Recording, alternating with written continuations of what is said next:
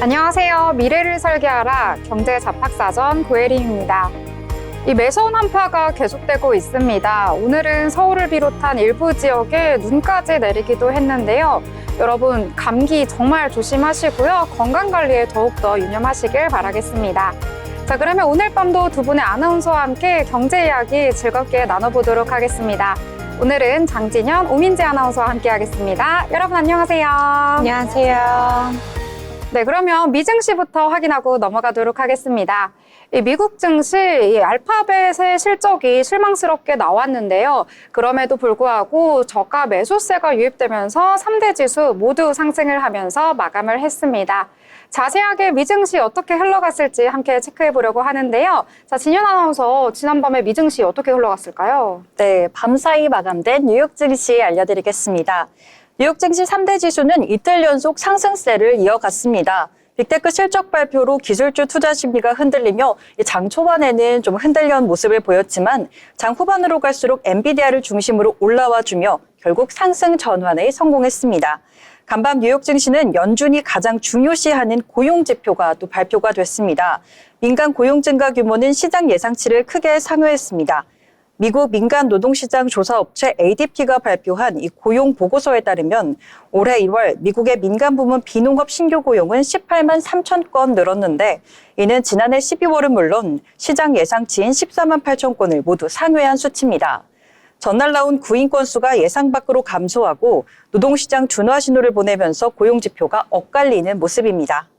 이 강한 고용 시장은 미 연준이 금리 인하를 결정하는 데 있어 신중해질 수밖에 없죠. 앞서 연준은 미국의 견조한 경기 흐름을 고려해 금리 인하를 서두르지 않겠다고 밝힌 바 있어 금리 인하 시점이 좀 늦어지는 건 아닌가 하는 우려 섞인 목소리가 나오고 있습니다. 자, 그럼 3대 지수 살펴보겠습니다. 다우지수는 0.171% 하락한 44,873.28포인트에서 종가 형성했고요. 나스닥은 0.19% 올라와주며 19,000선에서 마무리됐습니다. S&P 500지수 역시 0.39% 상승 흐름 보여주며 6,061.48포인트로 장 마무리됐습니다.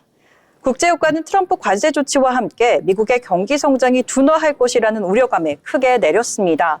WTI는 2.3% 하락해 배럴당 71달러 선에서 거래가 되고 있는데 다만 이란에 대한 제재에 따른 원유 수출 우려가 글로벌 원유 공급 위축으로 이어질 것이라는 관측에 매수세가 이어지면서 그 하락폭을 조금은 제한하는 모습이었습니다. 네, 반면 금값은 트럼프의 관세 전쟁 속 안전자산 선호 심리를 자극하며 연일 사상 최고치를 경신하고 있습니다.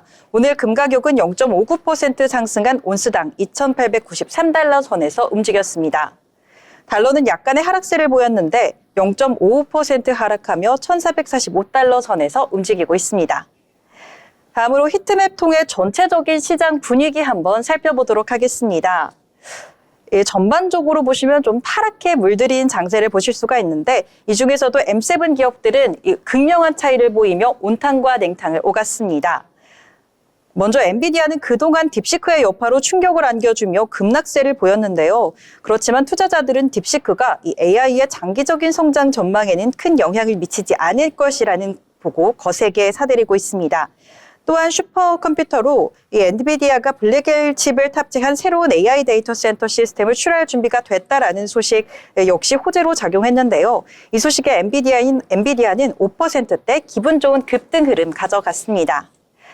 반면 엔비디아의 대항마죠. 이 AMD는 엔비디아와는 극명한 온도 차이를 보였습니다.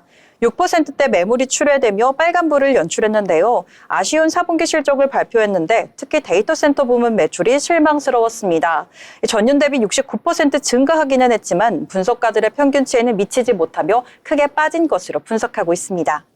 마이크로소프트는 0.22% 상승했습니다. 마이크로소프트가 구글 딥마인드의 핵심 연구진을 영입했다라는 소식이 전해졌었는데 이들은 AI 음성비서 프로젝트 아세트라를 개발하던 핵심 인력인 것으로 알려졌습니다.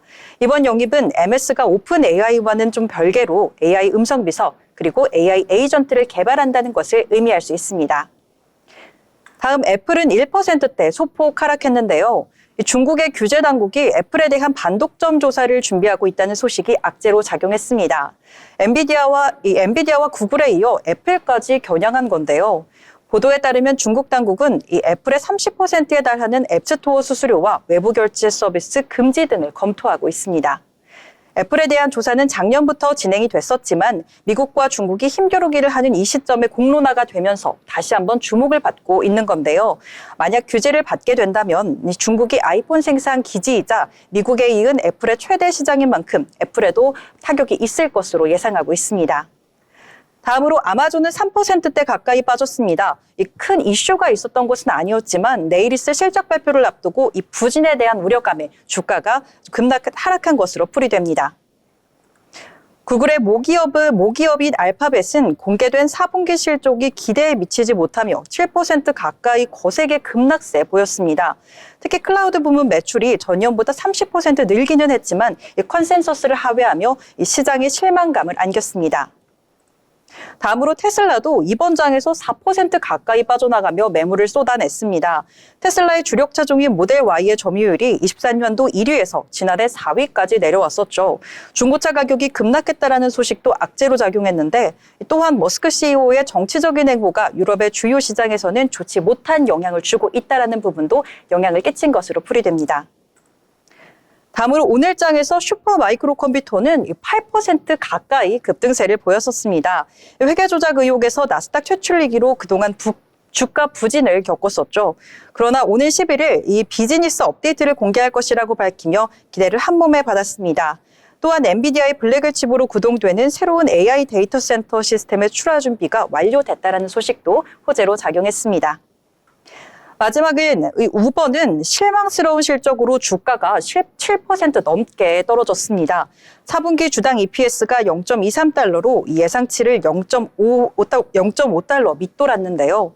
가이던스 또한 예상치에 미치지 못했습니다. 한편 우버는 오늘 웨이모와 파트너십을 통해 오스틴에서 로보택시 출시를 준비 중에 있다고 밝혀 이 부분도 함께 체크해 보시면 좋을 것 같습니다. 이상 미증시 마감 시황 전해드렸습니다. 네, 미증시 전체적으로 정리를 잘 해주셨습니다. 이 미증시는 기술주들 M7 기업 같은 경우에는 주가가 엇갈리는 흐름이 나타났는데요. 각 개별 기업들의 이슈에 따라서 주가가 움직이는 모습이 나타났고요. 크게 보자면 저가 매수세가 유입되면서 지수의 상승을 이끌었던 것으로 보이고 있습니다. 이러한 미증시의 전체적인 훈풍 국내 증시까지도 이어진 것 같은데요. 역시 미증시에 연동되는 우리 증시 함께 살펴봐야 할 것 같습니다. 자, 그래서 미국에서 나온 이슈 국내 증시까지 연결이 되면서 이 섹터가 오늘 장에서 강세를 보였는데요. 이 부분에 대해서 민지 아나운서가 준비하셨다고요? 네, 오늘 제가 주목한 테마는 우크라이나 재건주입니다. 미국 트럼프 행정부가 이 러시아와 우크라이나 전쟁 종전을 위한 구상을 제시할 거라는 소식이 전해지면서 국내 증시에서 우크라이나 재건주들 이 강한 상승세 흐름 보였습니다. 미국 블룸버그 통신은 현지 시간 6일 이 복수의 소식통을 인용해 미국 정부가 오는 14일부터 16일까지 독일에서 열리는 위넨 안보회의에서 동맹국들에게 우크라이나 러시아 전쟁 종전을 위한 계획을 설명할 거라고 보도했는데요. 이 특히 트럼프 행정부의 우크라이나 특사인 키스 켈로그가 직접 회의에 참석하면서 종전 계획을 발표할 가능성이 크다는 전망도 나오고 있습니다. 또 해당 계획에서는 교전을 잠정 중단하고 러시아의 점령지를 그대로 유지하는 한편 우크라이나에 대한 안전 보장을 제공하는 보다 구체적인 방안이 포함될 거라는 계획도 나오고 있는데요. 이 같은 보도가 전해지면서 우크라이나 재건 기대감이 확대되었고 또 국내 증시에서도 관련 종목들이 강세를 보이는 하루였습니다. 오늘 한국거래소에 따르면 SY스틸텍이 전거래일 대비 10.28% 상승한 7,510원에 종가 형성했습니다. 이 회사는 지난해 코오롱 글로벌과 함께 우크라이나 재건 사업을 추진하기로 협약한 바 있는데요. 그러면서 우크라이나 재건 수혜주로 분류되고 있습니다.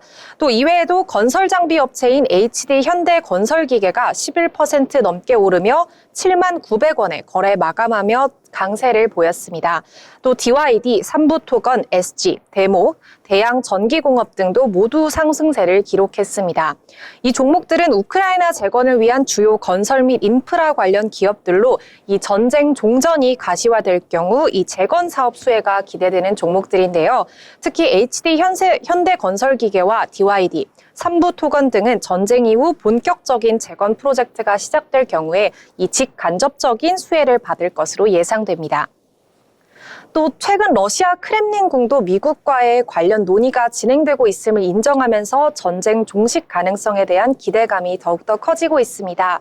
또 블라디미르 푸틴 러시아 대통령과 블로디미르 젤렌스키 우크라이나 대통령도 대화 가능성을 열어두었습니다.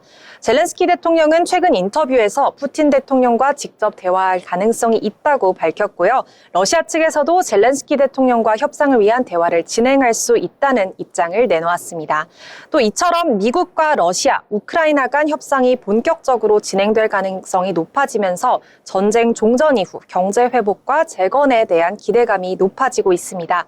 이 시장 전문가들은 이번 종전 구상 발표가 구체적인 실행 방안으로 이어질 경우에 우크라이나 재건 관련 테마주들의 추가적인 상승도 기대할 수 있을 거라고 바라봤습니다. 특히 건설 장비 및 인프라 관련 기업뿐만 아니라 철강, 에너지 관련 종목들도 수혜를 받을 가능성이 있는 만큼 이 관련 업종의 주가 흐름 자세히 살펴보셔야겠습니다. 또 현재 투자자들은 미국의 구체적인 종전 계획 발표와 또 주요국들의 반응을 면밀히 주시하고 있고요. 또 오는 14일부터 열리는 뮌헨 안보회의에서 어떤 내용이 구체적으로 발표될지 관심이 모이고 있습니다. 지금까지 우크라이나 재건 관련 테마주들 살펴봤습니다. 네, 우크라이나 재건 관련주들 오랜만에 강세를 보인 것 같습니다. 직전에는 이 트럼프 대통령이 이 후보 시절이었을 때 당선 확률이 굉장히 높기 때문에 트럼프 대통령이 이제 대통령이 된 후에 새로운 정부가 들어서게 되면 그때 이제 러시아와 우크라이나가 종전을 할 수 있는 그러한 내용이 전해질 수도 있다라고 해가지고요. 그때 재건주들이 전체적으로 좀 들썩이는 모습 보였는데 오랜만에 또 우리 시장에서 강세를 보인 것 같습니다. 좀 관심 있게 지켜보시는 분들이라면 이번 소식 앞으로 계속해서 이어져서 나올 것 같으니까요. 투자에 참고하시길 바라겠습니다. 자, 그러면 이번에는 저희가 뉴스에서 경제와 관련된 이슈들 모아서 한번 짚어보려고 하는데요. 자, 진현 아나운서 어떤 내용 준비하셨을까요? 네, 오늘 신문에서 발췌한 기사를 전해드리는 뉴스 브리핑 시간입니다. 그럼 첫 번째 뉴스부터 만나보겠습니다. 첫 번째 소식은 정부 부처가 딥시크 사용을 차단했다라는 내용의 기사입니다. 산업통상자원부, 외교부, 그리고 국방부 등 주요 정부 부처가 중국의 생성형 인공지능 스타트업인 딥시크에 대해 5일 일제히 차단령을 내렸습니다. 민감한 정보 데이터가 중국의 서버를 둔 딥시크에 유출될 수 있다는 우려 때문이라고 밝혔는데요. 이 딥시크는 AI 학습 과정에서 이용자 정보 등 과도하게 수집한다는 지적을 받고 있어 일본뿐 아니라 지금은 세계 각국에도 딥시크 사용 규제에 나서고 있습니다. 이 정부뿐만이 아닌 오픈 AI와의 공식 파트너십을 발표한 카카오는 최근 딥시크의 사내 업무 목적 이용을 금지한다라고 공지를 했습니다. 다만 이 같은 차단이 얼마나 효력을 발휘할지는 미지수라고 밝혔습니다. 다음 두 번째 소식입니다. 금값 또 사상 최고치, 거래대금도 역대 최대. 트럼프 미국 대통령이 쏘아올린 관세 전쟁이 본격화되면서 안전자산인 금값이 천정부지로 상승한 가운데 국내 금 거래대금이 사상 최대치를 갈아치웠다고 합니다. 관세 전쟁에 따른 불확실성에 더해 각국 중앙은행들의 지속적인 금 매입과 경기 둔화 우려 등의 금 수요가 몰리면서 증권가에서는 올해 금 가격이 온스당 3,000달러까지 갈 수 있다라는 전망까지 나오고 있습니다. 수입품에 대한 관세가 늘면 물가 상승이 불가피해 이 화폐 가치가 떨어지고 실물 자산인 금의 수요가 몰리는 것으로 풀이되는데요. 아울러 주요 신흥국 중앙은행의 금 매입이 계속되고 이 유로존의 금리 인하 사이클, 글로벌 ETF 등 금 보유 확대도 금값 상승을 부추긴 요인으로 작용하고 있다고 합니다. 시장에서는 당분간 금값 상승세가 이어질 것으로 전망하며 이 부담스러운 가격이 상승폭 일부를 제한할 수는 있지만 방향 자체를 전환시키지는 못할 것이라고 내다봤습니다. 다음 소식입니다. 환율 방어의 1월 외환 보유액 한 달새 46억 달러 증발이라는 내용의 기사입니다. 외환 당국이 지난달 1,470원대까지 치솟은 원달러 환율 방어에 나선 결과로 우리나라 외환 보유액이 지난달 46억 달러, 약 6조 6,500억 원가량 감소했습니다. 한국은행이 5일 발표한 외환 보유액 통계에 따르면 1월 말 기준 한국의 외환 보유액은 4,110억 1,000만 달러로 집계됐는데 지난해 12월 말보다 45억 9천만 달러 감소한 것으로 나타났습니다. 이는 9개월 만에 가장 큰 감소폭입니다. 한은은 지난달 외환 보유액이 줄어든 원인으로 외환 시장이 변동성 완화 조치를 꼽았습니다. 트럼프 미국 대통령 취임 이후 원달러 환율이 급격히 오르자 하느니 시장에 달러를 팔고 원화를 사들이는 시장의 개입에 나섰다는 겁니다. 또한 국민연금과 외환스워프 증액에 나선 것도 외환 보유의 감소로 이어졌다는 분석입니다. 일각에서는 당분간 이 외환 보유의 감소 추이를 지켜볼 필요가 있다라는 분석을 내놨습니다. 다음은 비트코인에 관한 소식입니다. 트럼프 행정부 가상자산 정책 책임자 이 데이비드 sak스의 첫 번째 기자회견에서 시장의 우호적인 정책이 언급되지 않자 주요 코인 가격이 일제히 하락했습니다. 지난 4일 미국 백악관 가상자산 차르로 임명된 데이비드 sak스 페이팔 전 최고 운영 책임자가 기자회견을 열어 이 시장에서는 첫 기자회견을 계기로 트럼프 행정부의 친가상자산 행보가 본격화될 것으로 기대를 했습니다. 그렇지만 이날 발표된 구체적인 내용은 없이 살펴보겠다는 취지의 원론적인 얘기만 나와 실망감을 안겼습니다. 이날 sak스는 재무부와 법무부, 상무부 장관 등 주요 행정부 인사들로 구성된 가상자산 행정기관 태스크포스 설립 소식을 전했다고 합니다. 또 현재 상원과 하원에서 추진되고 있는 스테이블 코인 법안에 대한 기대감과 함께 추후 가상자산의 발행과 운행을 규율하는 연방 규제 프레임워크를 제안할 것이라고 전했습니다. 그러나 이 가장 관심을 모은 비트코인의 전략적 비축에 대해선 백악관 실무그룹이 전략적 비트코인 준비금 타당성을 조사하고 있다라며 말을 아끼는 모습을 보였는데요. 다만 전문가들은 트럼프 행정부가 초기 단계인데다 명확한 정책 프레임워크가 마련되지 않은 상황에서 구체적인 내용을 언급하기는 어려울 수밖에 없다라고 평가 중에 있습니다. 또 향후 3에서 5개월 내에 세부적인 안을 제시할 것으로 내다봤습니다. 마지막은 현재 뜨거운 감자, 이 AI에 관한 소식을 들고 왔습니다. 오세훈 서울시장이 AI 핵심 강국 진입과 경쟁력 확보를 위해 국내 최고 AI 전문가들과 만남을 가졌습니다. 서울시는 5일 AI 분야의 대기업, 스타트업 대표와 교수 등 전문가를 초빙해 AI 산업 육성 전략 자문위원회를 개최했습니다. 오 시장은 이 자리에서 AI로 승부하기 위해선 충분한 인적 자원 확보와 데이터 가공 그리고 컴퓨팅 파워를 최고조로 올려야 한다는 이 최선의 준비가 필요하다라며 이는 대한민국 경제의 중심 서울시의 역할이라고 말했습니다. 뿐만 아니라 이 현재 서울시에는 불필요한 규제가 AI 산업 발전에 걸림돌이 되거나 첨단 경제 발전을 저해하지 않도록 관련 규제에 대한 과감한 개혁을 추진 중이며 산업계와 긴밀히 협력해 기업이 자유롭게 혁신할 수 있는 환경을 만들어가고 있다고 이같이 말했습니다.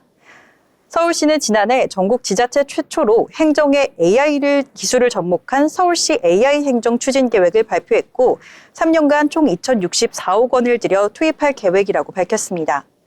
이날 회의에서 전문가들의 의견을 청취한 오세훈 서울시장은 딥시크의 출연이 우리도 할 수 있다는 기회의 문을 열어줌과 동시에 서울시 AI 발전에 대한 힌트와 발상의 전환의 기회를 줬다며 전문가 의견을 충분히 반영해 대한민국 국민에게 희망을 줄 수 있는 AI 산업 육선 전략과 비전을 빠른 시간 내에 마련하겠다라고 전했습니다.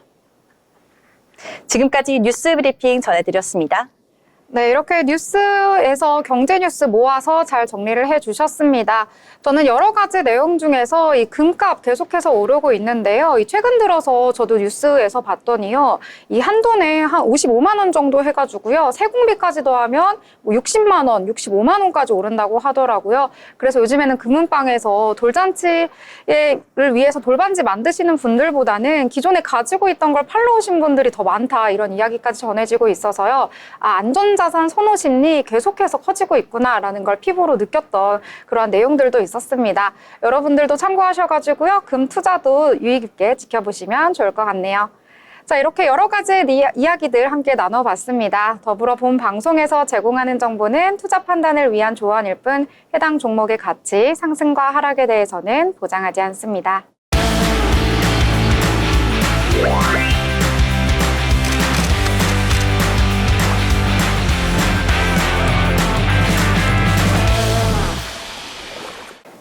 네, 이번 시간은 전국의 축제, 전시, 하프를 알아가보는 시간입니다. 어디 갈까 시간인데요. 오늘 어디 갈까는 변주윤 아나운서와 함께 하도록 하겠습니다. 안녕하세요. 안녕하세요. 네, 주윤 아나운서 이 겨울과 어울리는 곳을 오늘 소개한다고요? 네, 요즘 정말 추운 날씨가 지속되고 있잖아요. 최근 최강 한파 소식에 두툼한 패딩을 입고 다니시는 분들도 많으실 것 같습니다. 아직도 한겨울이네 하시는 분들도 계실 텐데요. 그래서 마지막 겨울 피날레를 장식해줄 겨울 대표 축제를 알아왔습니다. 바로 2025 태백 겨울 축제인데요. 94년부터 시작된 태백산 눈축제가 새롭게 이름을 정비해서 찾아왔습니다. 구앵커님, 장앵커님 혹시 이 태백 겨울 축제 가보신 적 있으신가요? 저는 태백산 자체를 안 가봐가지고요. 눈축제도 못 가봤습니다. 저도 아직까지는 한 번도 가본 적이 없는 축제예요. 네, 저도 이 축제에 대해서는 아직 가보지 못한 축제라서 더욱 관심 있게 알아왔는데요. 오래전부터 이어져 오고 있는 강원도 태백의 대표 겨울축제라고 합니다. 강원도가 눈이 많이 오는 도시로 유명하잖아요. 그래서 강원도 아름다운 설경을 배경으로 이 커다란 눈 조각 전시가 화려하게 펼쳐지는 축제라고 합니다. 기존의 태백산 중심에서 축제가 열렸다면 올해는 시내 전역에서 행사가 크게 열린다고 합니다. 이 눈 조각 전시라면 눈이 녹지 말아야 될 텐데 혹시 언제 열리나요? 이 축제는 이달 7일부터 16일까지 10일간 진행이 되고요. 태백산 국립공원 그리고 황지 연못, 황지천 보건물길 일대에서 열립니다. 이 대형 눈조각 전시와 체험 프로그램 등 다양한 이벤트가 구성되어 있습니다. 특히 8일에 열리는 개막식에는요, 초대 가수의 공연도 함께 준비되어 있다고 합니다. 이무진, 장정희, 군 그리고 정동원 가수가 와서 신나는 축하 공연을 펼친다고 하니까요. 일정이 되신다면 개막식 공연까지 함께 즐겨보시면 좋으실 것 같습니다. 이 9일 일요일에는요. 가족 관광객을 위한 이벤트가 있다고 하는데요. 작년에 100만 관광객을 동원한 흥행했던 애니메이션 사랑의 핫쇼핑 혹시 기억하시나요? 뮤지컬로도 인기가 대단했던 공연인데요. 이 아이들이 열광하는 캐치 티니핑의 캐릭터들입니다.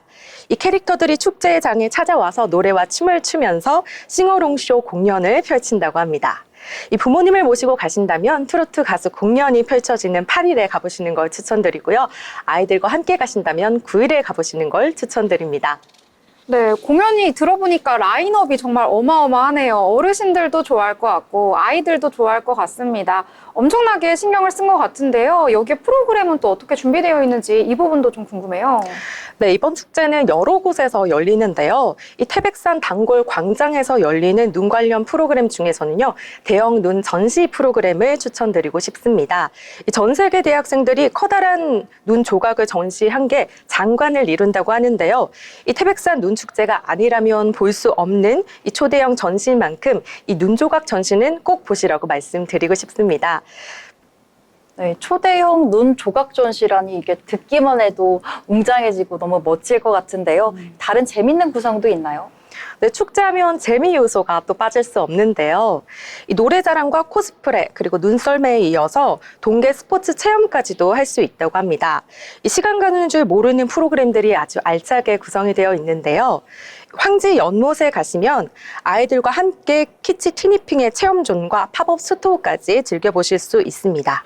네, 아이들의 아이돌이라고 불리는데요. 티니핑 뭐 이런 것들 엄청나게 귀엽고 인기도 많더라고요. 공연에 체험에 이벤트까지 정말 주말에는 꼭 한번 방문해 봐야 할 것 같습니다. 자, 그러면 이 방송 보시는 분들이 저긴 도대체 어떻게 가야 하고 비용은 또 얼마나 들지 이 부분도 궁금할 것 같아요. 네, 이렇게 멋진 축가 공연과 함께 체험 프로그램이 펼쳐지는 태백산 눈축제, 입장료가 무료입니다. 이렇게 축제는 매일 오전 9시부터 오후 6시까지 운영이 되는데요. 입장료가 무료인 만큼 많은 인파가 찾아올 것으로 예상되어서 이 교통 혼잡 때문에 셔틀버스도 함께 운영이 된다고 합니다. 이 자가용으로 오시면 태백시까지 오셔서요. 황지 연못과 태백산 국립공원 이 두 곳을 찾아오시면 됩니다. 겨울하면 강원도, 눈하면 태백산인데요. 이 태백산의 아름다운 설경과 눈 조각 전시까지 이 겨울의 끝자락에 열리는 이 태백산 눈축제 가셔서 잊지 못할 추억들 많이 만들고 오셨으면 좋겠습니다. 지금까지 강원도의 대표 축제, 겨울 눈축제에 대해서 알려드렸습니다. 네, 태백 겨울축제, 겨울에 방문했을 때 또 잊지 못할 추억을 남길 수 있을 것 같고요. 이 눈이 있으면 빛이 반사돼가지고 사진도 정말 예쁘게 나오더라고요. 이번 겨울에 꼭 한번 방문해 보시길 추천드리도록 하겠습니다. 자, 지금까지 알찬 소식 전해주신 변주은 아나운서 감사합니다.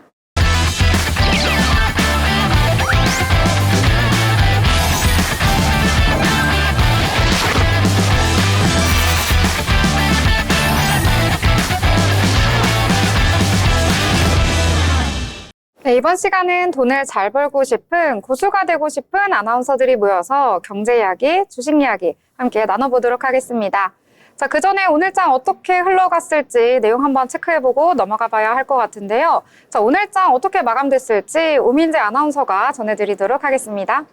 네, 오늘 2월 6일 마감 상황 살펴보겠습니다. 먼저 코스피는 오늘 1.1% 상승하면서 2,536.75포인트에 장 마감했는데요. 상승폭 키워나가면서 장 마감했습니다. 코스닥의 경우에는 1.28% 상승한 740.32포인트에 장 마감했습니다.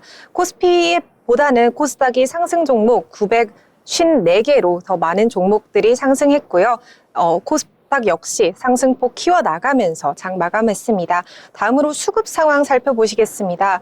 이 코스피의 경우 개인은 홀로 매도세 보였고요. 반면 외국인과 기관 모두 사들이면서 각각 3,558억 원, 기관은 1,594억 원 사들이면서 코스피 외국인과 기관이 이끌고 갔습니다. 코스닥도 마찬가지였는데요. 외국인과 기관이 사들인 반면 개인은 팔아치웠습니다. 개인의 경우 643억 원 팔아치웠고요. 외국인은 88억 원, 기관은 703억 원 어치 사들이면서 장 마감했습니다. 다음으로 시가총액 상위 종목들 살펴보시겠습니다. 먼저 코스피 먼저 살펴보실 텐데요. 코스피의 경우 대부분 종목들 마지막에 빨간불 켜면서 장 마감했습니다. LG 에너지솔루션과 현대차를 제외한 나머지 종목들 모두 빨간불 켰는데요. 반도체 투톱, 이 삼성전자와 SK하이닉스는 이 각각 2%대 상승하면서 삼성전자는 54,000원, 그리고 SK하이닉스는 203,500원에 장 마감했습니다. 또 현대차와 기아는 이 관세 리스크가 잠재됐다고 보여지면서 이 보합권에서 장 마감 형성했는데요. 현대차는 약보합권으로 0.49% 빠졌고요. 기아는 0.71% 상승하면서 장 마감했습니다. 센트리온 네이버는 1%대 상승했고요. 반면 KB금융의 경우 이 주주가치 환원체계에 대한 실망감으로 6%대 급락하면서 이 장 마감했습니다. 다음으로 코스닥 종목 살펴보겠습니다. 코스닥 상위 10개 종목들 살펴보실 텐데요. 코스닥 시가총액 1위인 알테오젠은 4.26% 상승하면서 39만 2천 원에 장 마감했습니다. 반면 에코프로비엠과 에코프로 각각 1%대 하락하면서 장 마감했고요.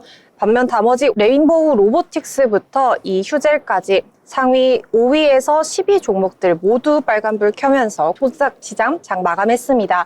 이 바이오 종목들 오늘 강했는데요. 삼천단제약 그리고 리가켄 바이오 각각 4.46%, 5.65% 상승하면서 장 마감했습니다. 또 리노공업, 휴젤까지도 6%대, 4%대 놀라운 상승률 보여주면서 오늘 코스닥 시장 마감했습니다. 네, 지금까지 2월 6일 마감 시황 살펴봤습니다. 네, 오늘 장 정리 잘 해주셨습니다. 오늘 양대 시장 모두 상승을 하면서 마감을 했습니다. 어제 이어서 또 한 번 상승으로 마감을 한 건데요. 코스피 같은 경우에는 전거래일 대비 1.1% 상승하면서 2,536선에서 마감을 했습니다. 오늘 양 주체 외국인과 기관 모두 매수로 대응을 했는데요. 외국인 같은 경우에는 코스피 시장에서 장 초반에는 매도 우위를 보였었는데 장 후반으로 가면서 매수 전환하는 모습 보였다라고 보실 수가 있겠고요. 코스닥 같은 경우에도 분위기가 좋았습니다. 계속해서 견조한 상승세 이어나가면서 1.28% 상승한 740선에서 거래를 마치는 모습 나타났는데요. 외국인과 기관 모두 역시 매수로 대응하긴 했지만 물량 자체가 크지는 않기 때문에 그렇게 큰 폭의 영향을 주진 않았다라고 보실 수가 있겠습니다. 이 시가총액 상위에 위치한 종목들 대부분 오늘 상승하는 모습 보였는데요. 특히 삼성전자와 SK하이닉스 최근 들어서 좀 약세를 보였었는데 오랜만에 양투톱 모두 상승을 하면서 마감을 했습니다. 이 반도체 투톱 같은 경우에는요, 이 미국의 필라델피아 반도체 지수가 이 미국 시장에서 잘 나오기도 했고요. 또 미국의 빅테크 기업들이 AI에 투자를 하겠다라는 소식 속에서 이 호재로 작용을 하면서 오늘 빨간불 켰다라고 보실 수가 있겠습니다. 이 코스닥 시장에서는 2차 전지 형제들은 오늘 좀 약세를 보였고요. 그 외 종목들 일제히 상승하는 모습 보여주면서 오늘 전반적으로 상승세를 이끌었다라고 있다라고 보실 수가 있겠습니다. 오늘 시장에서는 식품이라든지 음료 업종이 3% 넘는 상승을 보여줬고요. 디스플레이 관련된 종목들도 5% 정도 이 업종에서 상승을 보이면서 지수를 이끌었다라고 보실 수가 있겠습니다. 자, 오늘도 또 한 번 상승해주면서 올랐던 섹터와 테마들 함께 이야기 나눠보려고 하는데요. 자, 오늘 장에서 진현 아나운서는 어떤 내용에 주목을 해보셨을까요? 네, 저는 오늘 국내 증시에 훈풍이 불어온 것에 걸맞게 상한가를 터치했던 종목을 들고 왔는데요. 바로 재건주로 20%대 강세를 보였던 3일 CNS입니다. 트럼프 언급으로 오늘 국내 증시에는 우크라이나 재건 테마주 주가가 강세를 보였습니다. 그중 콘크리트 제품 제조업 회사 이 3일 CNS가 강력한 상승세를 보이며 시장의 주목을 한몸에 받았는데요. 오늘 상한가를 터치하기도 했었죠. 전일 주가가 하락세를 보였던 3일 CNS는 이날 강한 반등에 성공하며 시장 참여자들의 이목을 집중시켰습니다. 현재 이러한 움직임은 단기적인 매수세 유입에 힘입은 것으로 보이며 투자 심리가 크게 개선된 가운데 변화무쌍한 시장 상황에서도 두드러진 흐름을 나타난 것으로 풀이됩니다. 다만 전반적인 시장은 여전히 변동성이 작지만은 않은 상황입니다. 국내외 경제 변수와 투자 심리가 교차하며 주가 움직임에 영향을 미칠 가능성을 완전히 배제할 수는 없기 때문에 3일 CNS의 급등이 일시적인 흐름일지 아니면 지속적인 상승 추세의 신호일지는 조금 더 신중하게 지켜봐야 할 것 같습니다. 이렇게 무섭게 올라가던 3일 CNS는 쭉쭉 올라가다가 오늘 종가에 29.97% 급등세로 끝까지 마무리가 됐습니다. 네, 오늘 장 초반에 장 개장하자마자 급등세 보여가지고요. VI 발동이 되기도 했었는데요. 결국에는 상한가 터치하고 상한가 그대로 풀리지 않은 채로 마감을 했다라고 보실 수가 있겠습니다. 저희 아까 오프닝에서도 말씀드렸다시피 오늘 장에서는 우크라이나와 관련해서 재건주 테마가 일제히 강세를 보였는데요. 특히 3일 CNS 같은 경우에 상한가 터치하긴 했지만 워낙 또 주가가 작은 기업이기 때문에요. 투자를 하실 때는 유의를 해주셔야겠습니다.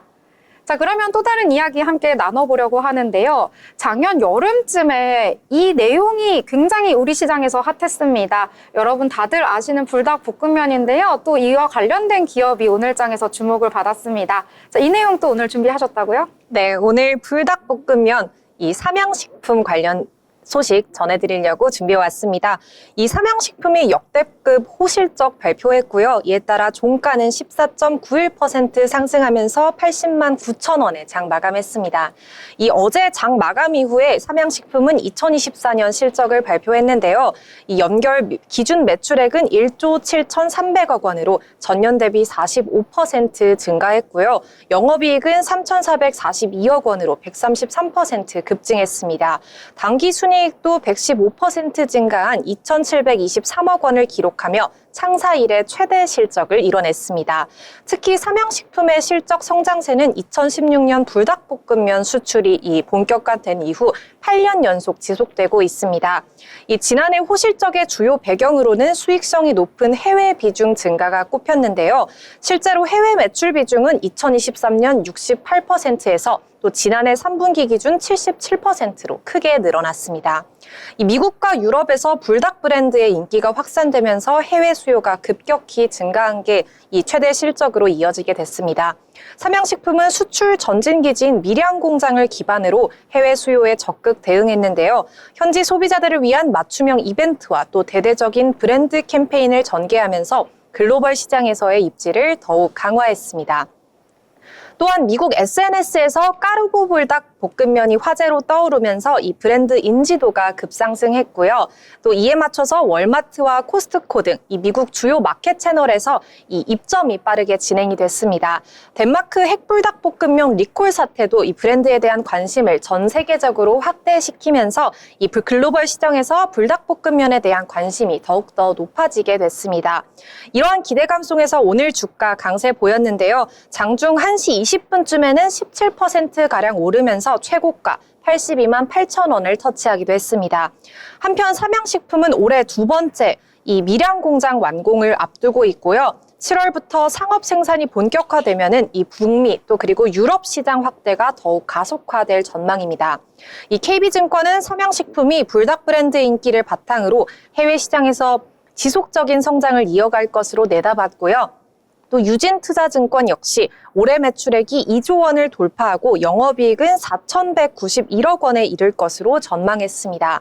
또 삼양식품 관계자는 아시아를 넘어 미주, 유럽 등에서도 불닭 브랜드 입지가 더욱 견고해지고 있다면서 이 밀양 두 번째 공장이 본격 가동되면 해외 매출 확대에 더욱 속도를 낼 것이라고 밝혔습니다.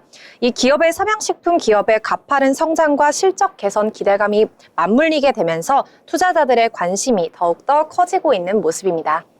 네, 이렇게 삼양식품까지 이야기해 주셨습니다. 주가가 너무 계속 올라가지고요. 지금 신규 접근하기에는 조금은 부담스러운 자리지 않나라고 생각이 들 만큼 주가가 연일 쭉쭉 오르다가 오늘 신고가까지 경신을 했는데요. 이 민지 아나운서도 좀 투자를 하는 걸로 제가 알고 있는데 이 삼양식품 옛날에 가지고 있었다고요? 네, 작년도 이제 불닭볶음면 핫하다, 이제 해외에서 많이 먹는다 했을 때 조금 사 모았는데요. 아쉽게도 이번 급등세에 타지는 못했습니다. 너무 아쉽지만요. 그래도 또 K푸드 더욱더 해외에서 활발해지면 좋겠습니다. 그래도 미리 이렇게 알아보는 안목이 좀 있으셨네요. 혹시 다른 쪽으로도 좀 지켜보고 유심히 이렇게 보고 있는 거 있나요? 국장 너무 어렵지만요. 요즘 네. 또 그래도 보는 게 반도체, 역시 카카오 요즘 5일 동안 강했으니까요. 반도체 종목들 또 그리고 AI 관련 종목들 다 좀 자세히 주의 깊게 살펴보고 있습니다. 좀 AI 소프트웨어 쪽으로 주의 깊게 보시는군요. 네, 카카오 저도 한번 지켜보도록 하겠습니다.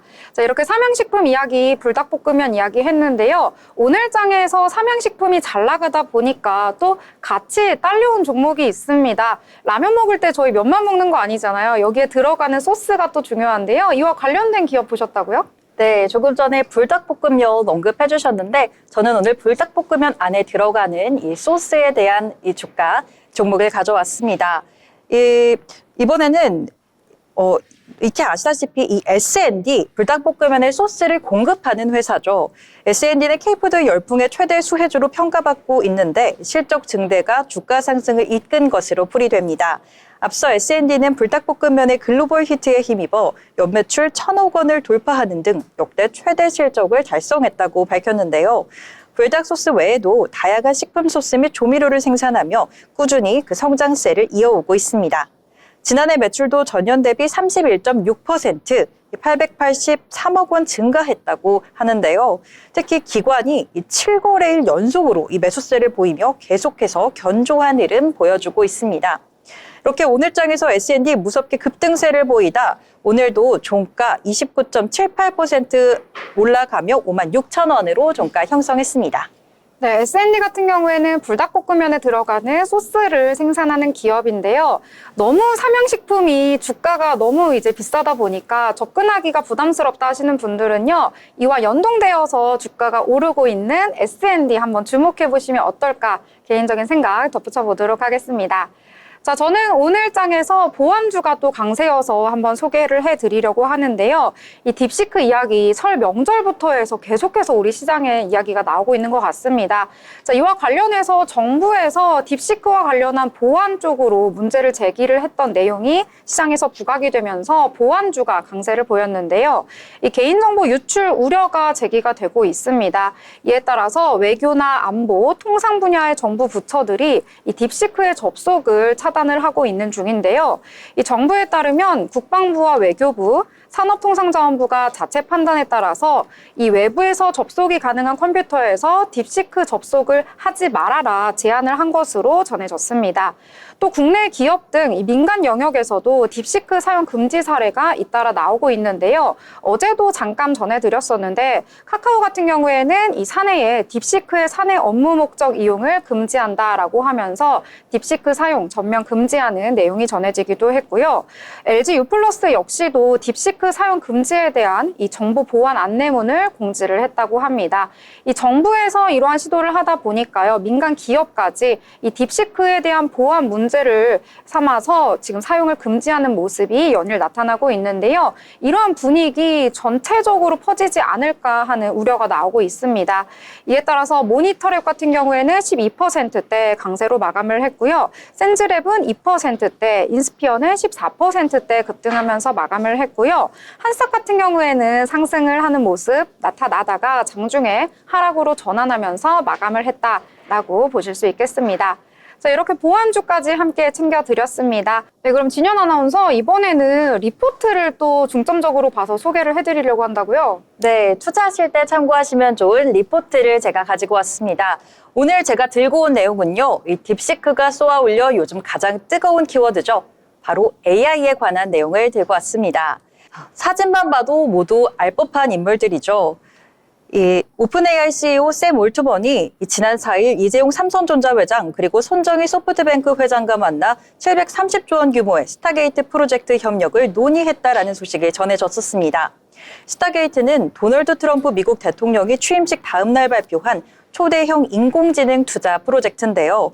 이로 인해 그동안 AI, 아직은 좀 시기상조가 아니었나 하는 일각의 목소리를 불식시키며 AI가 단기적인 모멘텀이 아닌 그 움직임이 더욱더 가속화될 것으로 전망하고 있습니다. 그렇다면 간단하게 딥시크 이야기를 짚고 넘어가 보겠습니다. 딥시크는 현재 모델 공개 이후 성능 및 이 비용 등에 대한 갑론을박이 끊임없이 제기가 되어 오고 있습니다.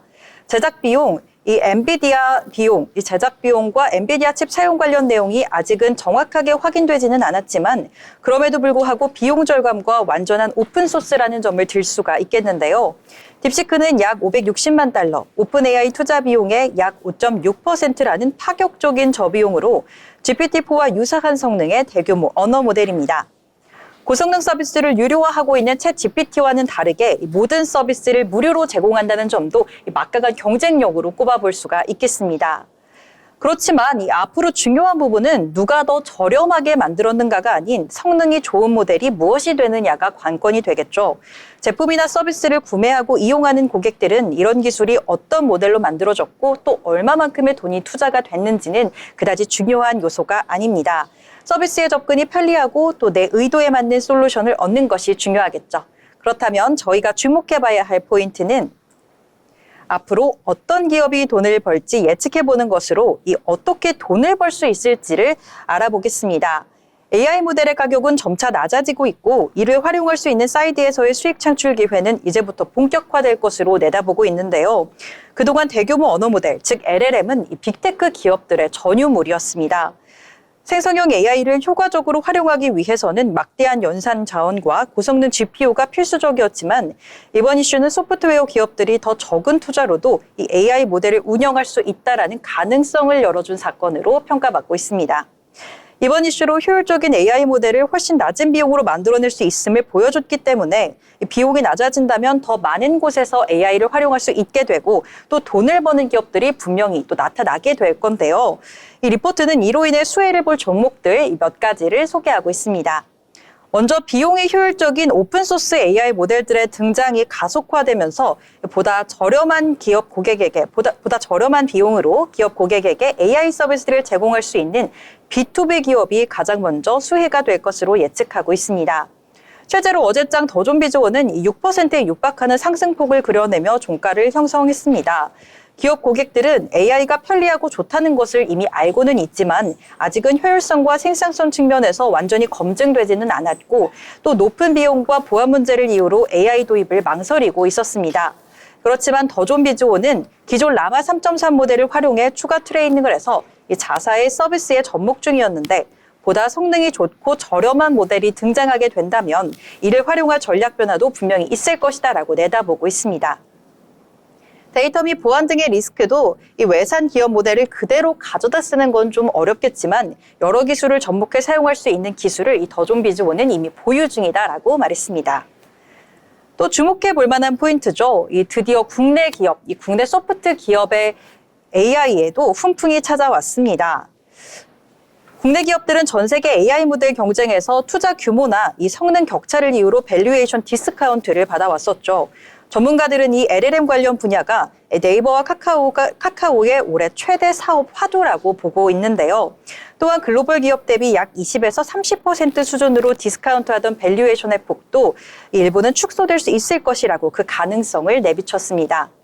결국 돈을 버는 곳은 LLM 모델이 아니라 이 어플레이션이기 때문에 생성형 AI 서비스들이 본격 출시가 된다면 국내 인터넷 기업들의 AI 산업은 이제 본격적으로 시작될 전망이라고 내다보고 있습니다.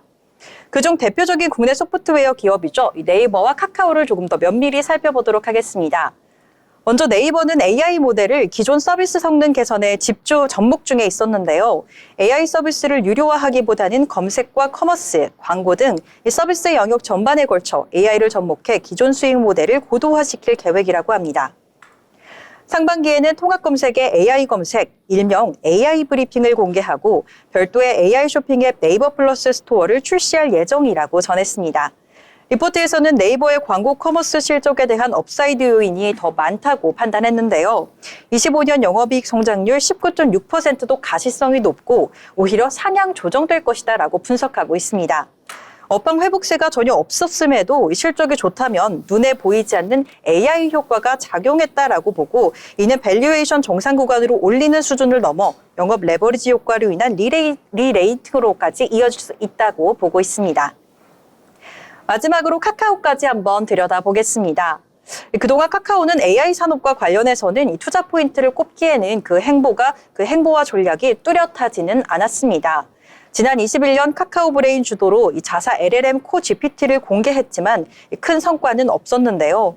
그렇지만 지난 4일 카카오 정신화 대표와 샘 올트먼 대표, 이 오픈 AI 최고 경영자가 만남을 가져 챗 GPT의 오픈 AI와 카카오가 공동 제휴를 선언하고 나섰습니다. 이에 따라 카카오톡, 카나나 등 주요 서비스의 오픈 AI 기술인 이 애플리케이션 프로그래밍 인터페이스, 즉 API를 활용할 방침이라고 전했습니다. 네, 제가 준비한 리포트 내용은 여기까지고요. 이 네이버와 카카오가 이제는 본격적으로 AI 시장에 뛰어든 만큼 이 추후 행보에 대해 귀추가 주목되고 있습니다. 끝까지 한번 지켜보시면 좋을 것 같습니다. 네, 리포트까지 잘 내용 정리해 주셨습니다. 저희와 함께 하시면서 미래를 위한 설계 함께 만들어 나가시길 바라겠습니다. 더불어 본 방송에서 제공하는 정보는 투자 판단을 위한 조언일 뿐 해당 종목의 가치, 상승과 하락에 대해서는 보장하지 않습니다.